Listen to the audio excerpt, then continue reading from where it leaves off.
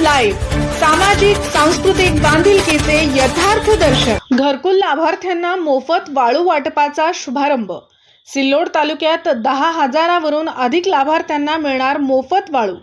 घरकुल योजनेच्या लाभार्थ्यांना मोफत वाळूचा लाभ देण्यासाठी सिल्लोड तालुक्यात 13 घाट मंजूर करण्यात आले असून 10,171 मंजूर घरकुल लाभार्थ्यांना 5 ब्रास रेती मोफत देण्यात येत आहे।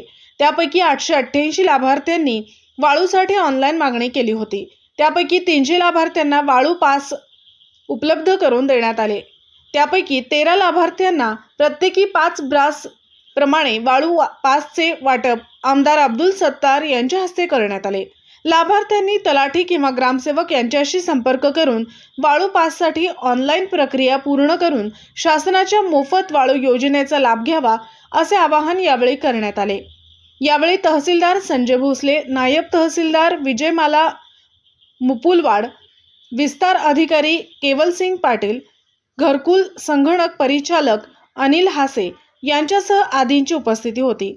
गाव दर्शन लाईव्ह प्रतिनिधी गणेश शेळके, छत्रपती संभाजीनगर।